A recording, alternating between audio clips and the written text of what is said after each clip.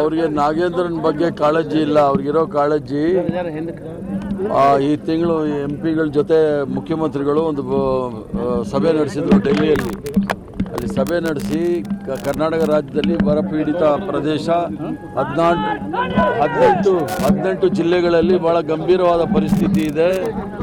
ಅದಕ್ಕೇನಾದರೂ ಪರಿಹಾರ ಸಿಗಬೇಕು, 10,000 ಕೋಟಿ ಕೊಡಬೇಕು ಅಂತೇಳಿ ಒಂದು ಬೇಡಿಕೆಯನ್ನು ಇಟ್ಟಿದ್ರು.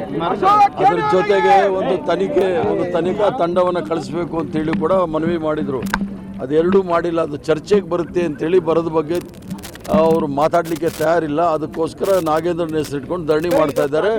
ನರೇಂದ್ರ ಮೋದಿ ಮತ್ತು ಅಮಿತ್ ಶಾ ಅವ್ರನ್ನ ರಕ್ಷಣೆ ಮಾಡ್ತಾ ಇದ್ದಾರೆ ವಿನಃ ಬೇರೆ ಏನೂ ಇಲ್ಲ. ಸಿಬಿಐ ಅವರು ರಾಜ್ಯಪಾಲರಿಗೆ ಪತ್ರ ಬರೆದಿದ್ದಾರೆ ಸರ್, ಪ್ರಾಸಿಕ್ಯೂಷನ್ಗೋಸ್ಕರ. ಮಾಡಲಿ, ಪ್ರಾಸಿಕ್ಯೂಷನ್ ಮಾಡಿದ್ಮೇಲೆ ತಾನೇ ಗೊತ್ತಾಗೋದಿಲ್ಲ. RSS ಸರ್ ಪ್ರಿಯಾಂಕಾ ಖರ್ಗೆ ಯಾಕೆ RSS ವಿರುದ್ಧ ಅಂತ ಹೇಳ್ತಾರೆ ಬಿಜೆಪಿದವರು ಸರ್. ಅದು ದೇಶದ ವಿರೋಧಿ ಚಟುವಟಿಕೆಗಳು ಮಾಡಿದಾಗ ಅದರ ವಿರುದ್ಧ ನಾವು ಮಾತಾಡಬೇಕಾಗುತ್ತೆ. ಈ ದೇಶದ ಸ್ವತಂತ್ರ ಹೋರಾಟದ ವಿರುದ್ಧ ಇದ್ದವರು RSS ಅವರು. ಸ್ವತಂತ್ರ ಹೋರಾಟದಲ್ಲಿ ಯಾರೂ ಸಹ ಪಾಲ್ಗೊಂಡಿರಲಿಲ್ಲ. ಅವ್ರನ್ನೇನು ತಲೆ ಮೇಲೆ ಇಟ್ಕೊಂಡು ಸುತ್ತಕ್ಕಾಗುತ್ತಾ? ಸ್ವತಂತ್ರ ಹೋರಾಟದ ಆಶಯಗಳೇನಿತ್ತು ಅದನ್ನು ಬುಡಮೇಲು ಮಾಡೋಕ್ಕೆ ಪ್ರಯತ್ನ ಮಾಡ್ತಾ ಇದ್ದಾರೆ. ಸಂವಿಧಾನ ವಿರೋಧಿಗಳು, ರಾಷ್ಟ್ರಗೀತೆ ವಿರೋಧಿಗಳು, ರಾಷ್ಟ್ರಗಾನ ವಿರೋಧಿಗಳು, ತ್ರಿವರ್ಣ ಧ್ವಜದ ವಿರೋಧಿಗಳು. ಅವ್ರಿಗೇನು ನಾವು ಪೂಜೆ ಮಾಡೋಕ್ಕಾಗುತ್ತಾ? ಅವ್ರ ವಿರೋಧ ಮಾಡಲೇಬೇಕು, ಮಾಡ್ತೀವಿ.